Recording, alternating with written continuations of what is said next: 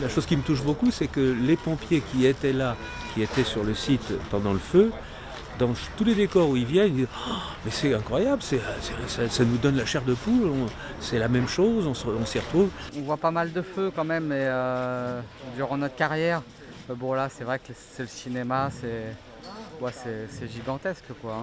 Je suis très content qu'ils s'y retrouvent et qu'ils me disent pas ah non, c'est pas du tout comme ça, le décor c'était beaucoup plus petit ou beaucoup plus grand. Non, non.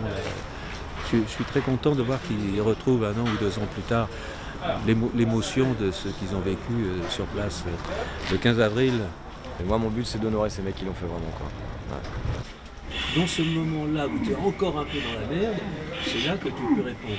Ce que tu m'avais fait à la première répétition sans flamme. C'est pour ça que je ne t'ai pas donné d'autres indications, parce que c'était très bien. Moi c'est une partie de mon enfance, ces films de Jean-Jacques Hano quoi.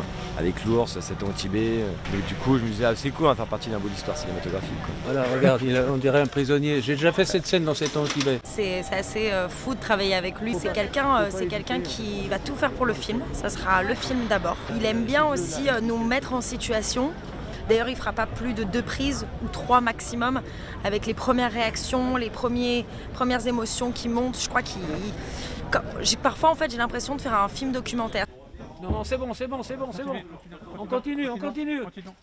Là, lui, il est derrière son combo, donc il a les 3 caméras. Il est donc entouré de monde, il voit le truc en direct. S'il est touché, même devant cet écran-là, il sait que le spectateur va l'être. Dans le contexte du tournage, qui peut être un torrent d'animation, il arrive à savoir quand ça va être touchant et tout. Et ça montre le professionnalisme et l'expérience. Et ça, c'est très impressionnant. Et on coupe, et elle est bonne, on peut aller bouffer. Monsieur Jean-Jacques Hano, il a à cœur de faire les choses bien et d'être précis sur toute la partie pompier quoi. La journée va être chaude. Il est hyper fort.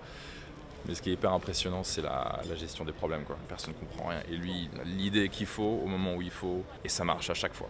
Et hyper sereinement, sans jamais engueuler personne, très calme, il y a vraiment un sens de direction, c'est un bon capitaine. Il n'y a aucune raison de se stresser. Si ça ne marche pas, on recommencera. Mais il n'y a pas de raison que ça ne marche pas. J'ai compris depuis longtemps que c'était pas la peine de s'énerver, ça ne servait à rien. C'est de l'énergie gaspillée. Je sors, j'ai la lance, je le vois, je m'élance, donc du coup je pose la lance et j'y vais pour l'aider d'abord. Et après il me dit non, ça machin, je reviens, je prends la lance et je commence à arroser d'ici ou plus loin où tu verras. Ouais.